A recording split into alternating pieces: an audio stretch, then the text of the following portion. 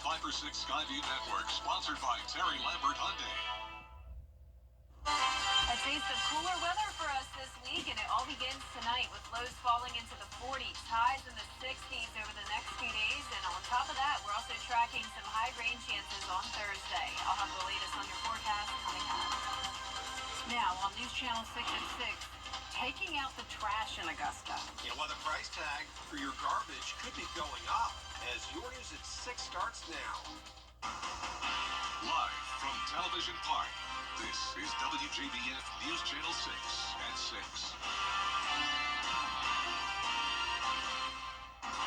Good evening, everybody. I'm Brad Means. And I'm Jenny Montgomery. Thank you for joining us. Coverage you can count on begins in Richmond County, where an altercation between two students leads to one being sent to the hospital. It happened near Josie High School, and that's where Bria Smith is live with the story. Bria? That's right. Well, it was just before noon when reports came in of a shooting between two middle school students, one being here at Murphy Middle and the other at the alternative school of Augusta. And the Richmond County School System Police immediately secured both TW Josie and Murphy Middle School as the Richmond County Sheriff's Department responded to the incident. The injured female student was transported to the hospital for treatment where her condition is unknown. Our resources officers, if they can get to them in time, pretty much, mitigate the situation or, get rid of it, altogether.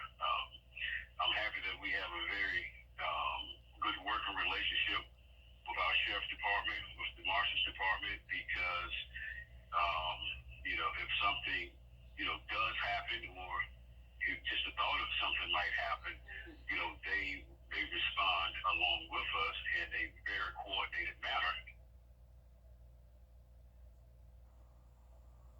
We're still waiting to hear back if either student will be facing charges, and a lockdown that was placed was lifted once things were safe and students went back to a regular schedule. For now, reporting live in Augusta, Bria Smith, WJBF, News Channel 6. His dad after a shooting in Richmond County. It happened around 3 o'clock this afternoon on Hepzibah McBean Road. Investigators say one man was shot at least once, died from his injuries. No suspects so far, and we do not know the victim's name yet. As we take a first check of our weather. Here's Chief Meteorologist Jenna Petracci. Well, we had a nice sunset with very comfortable temperatures today. You're looking at our Terry Lambert Hyundai Skyview cam into Burke County. Some nice colors in the sky at the moment. Notice our temperatures today were actually a little bit above average. This morning was cool, but still not as chilly as how it typically is. We started out the day at 50 degrees in Augusta, warmed up to 76 in the afternoon. Average high for this time of the year is 70, but we'll be around 10 degrees below it over the next couple of days. That's where we're sitting right now in Augusta, right at 60 degrees, 68 in Evans, 64 in Barnwell, Louisville at 69, Aiken, you're at 63, 70 still in Wrightsville, and 69 in Waynesboro. The winds are pretty light, only up to around 5 miles per hour from the northeast.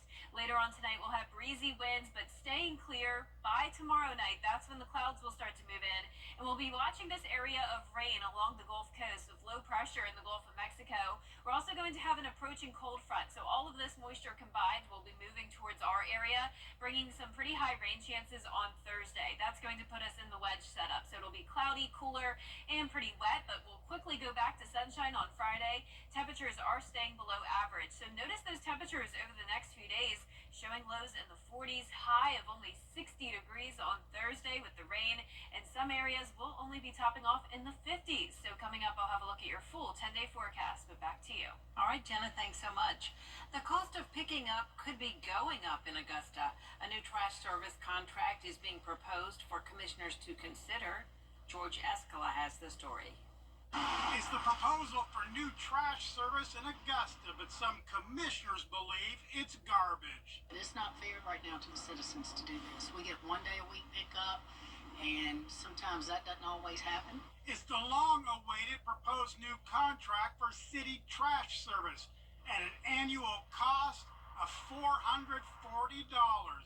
That's nearly a $120 increase over this year. I think it's something that we might have to go back to the drawing board.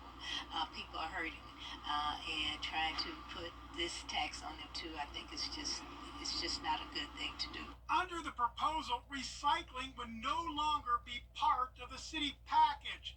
Customers who want to recycle would have the option of creating a separate account with their hauler. I think the last survey we did said only 24,000 people were using recycling, which means that we're losing money.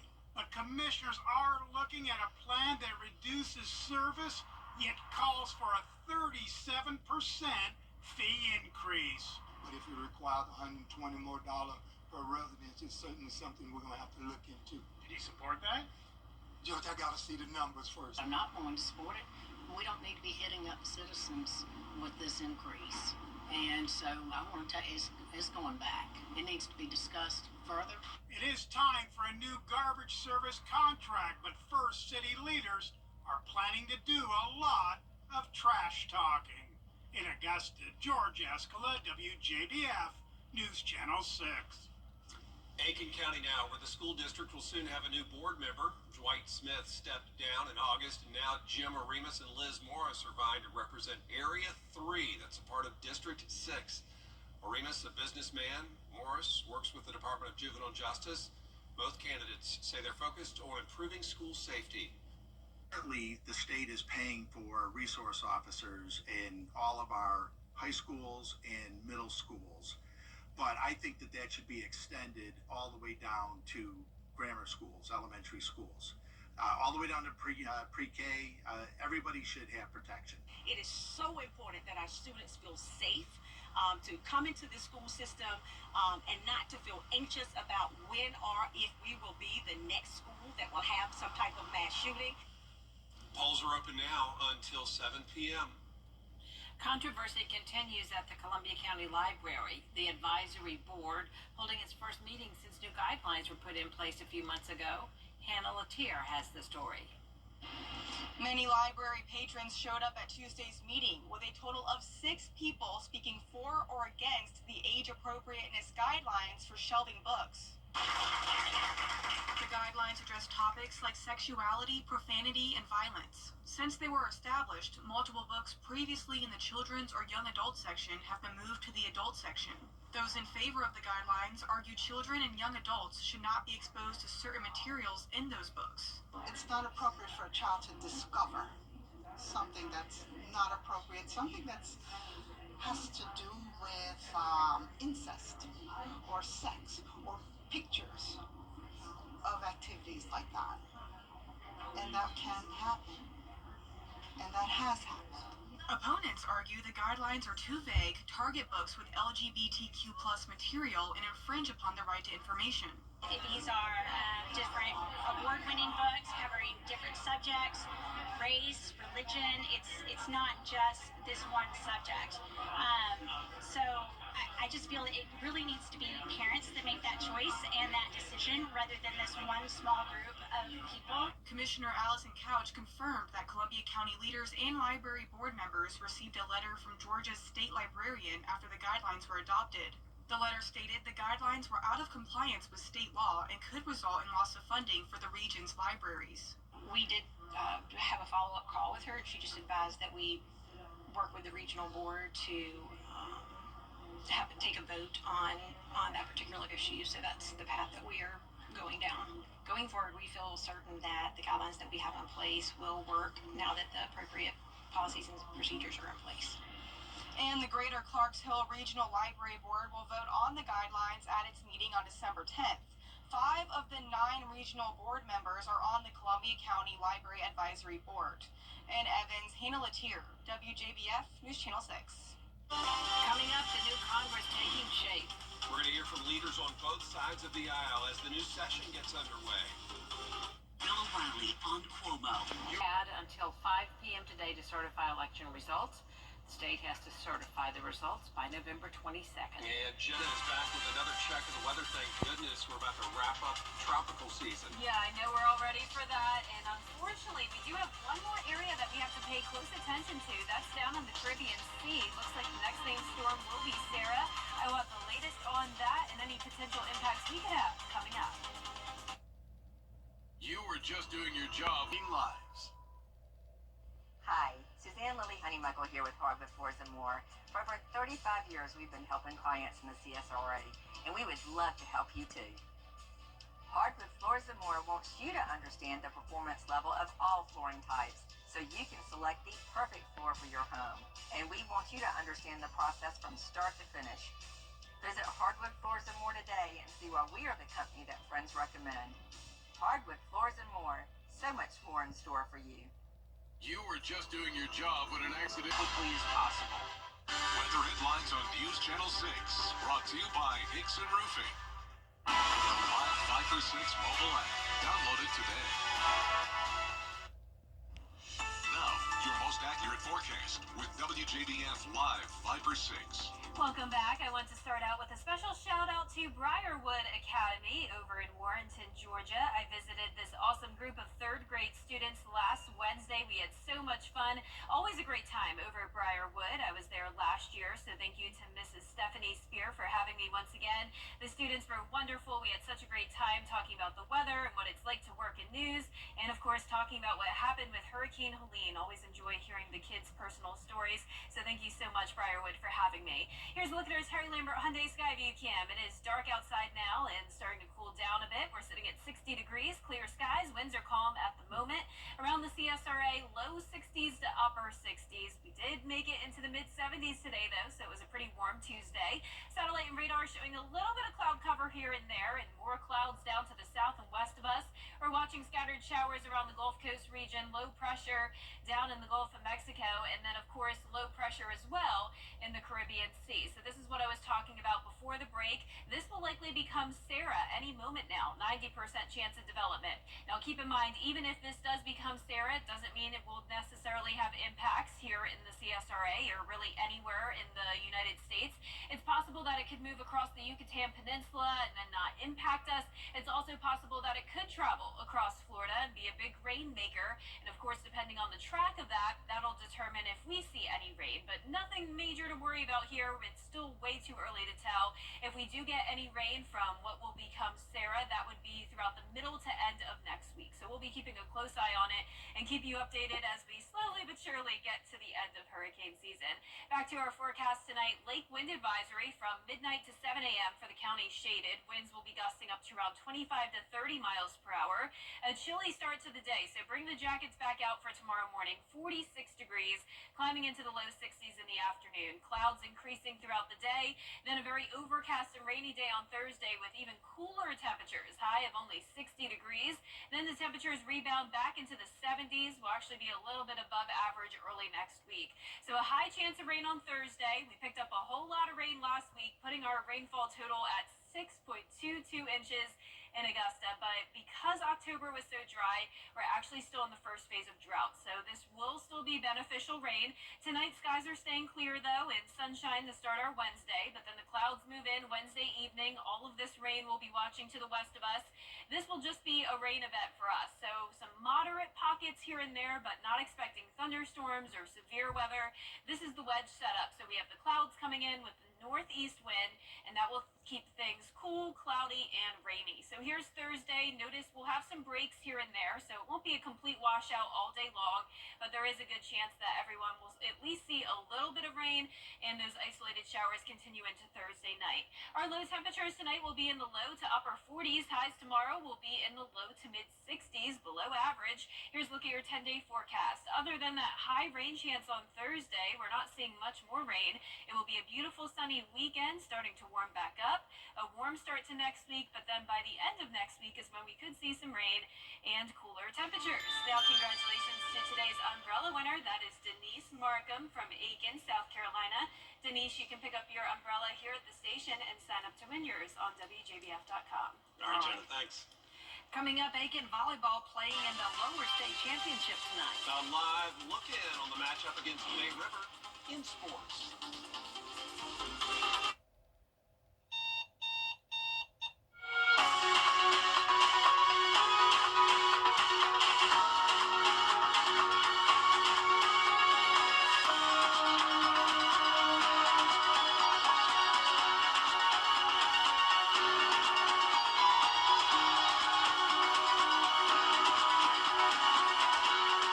Listening into the St.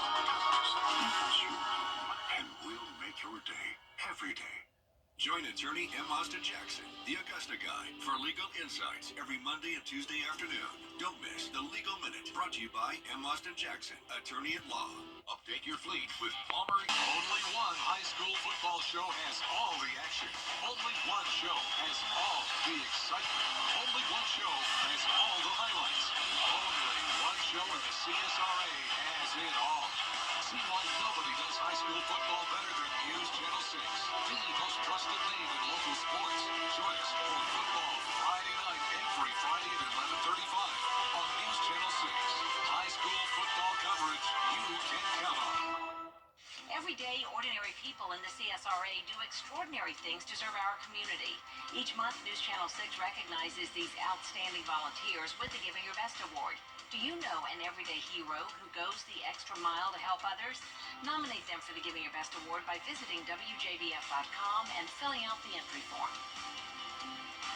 Sponsored by Science Co., Piedmont Augusta, Security Federal Bank, and News Channel 6. Over the years, thousands of people have gotten their hands on one. And who knows, you could be next. Win your very own Good Morning Augusta coffee mug at WJBF.com/coffee club. Sponsored by Honda Cars of Aiken.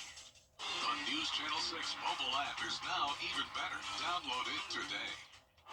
Veterans Voices, a WJBF News Channel 6 special presentation, is brought to you by Bridgestone, solutions for your journey.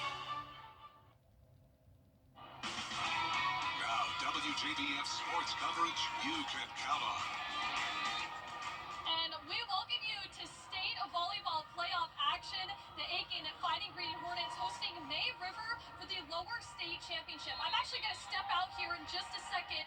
Aiken actually just won their first set 25-13, and this atmosphere is extremely loud right now, and rightfully so.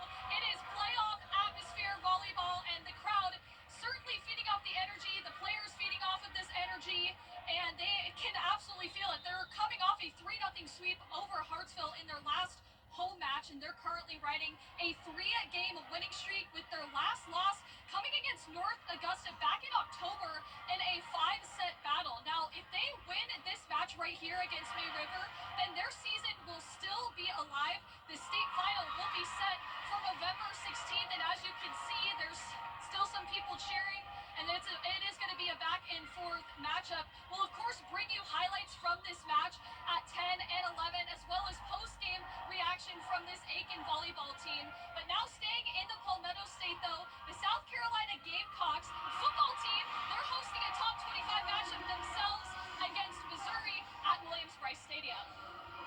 The South Carolina Gamecocks are coming off a crucial 28-7 road win against Vanderbilt. Now they turn the page to their last SEC opponent of the regular season. At the end of the day, they're nationally ranked and they're 7-2, and they've won 18 out of their last 22 games going back to last season. So may not always be pretty, but they're finding ways to win. The Gamecocks have also found ways to win this season. Quarterback Lenora Seller's performance on the road earned him back-to-back SEC Freshman of the Week awards. Anytime you have a quarterback with the ability to run the football, it's going to make your rushing offense, I don't want to say necessarily better, but have a chance to be a lot more productive because of the element that brings. Ever since the bye week, the Gamecocks have steadily improved on their scheme and fundamentals.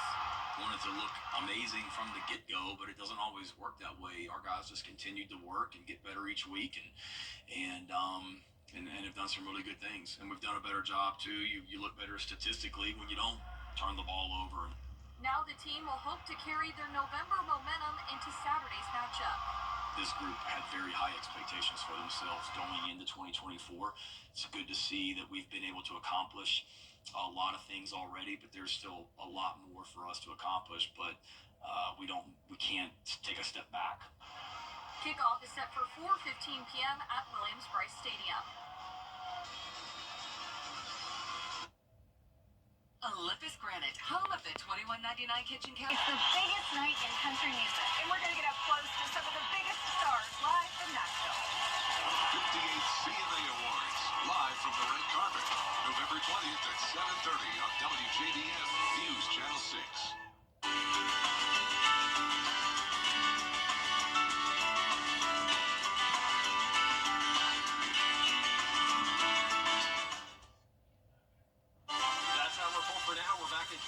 right after World News Tonight. Then we'll see you again at 11. Have a great evening, everyone.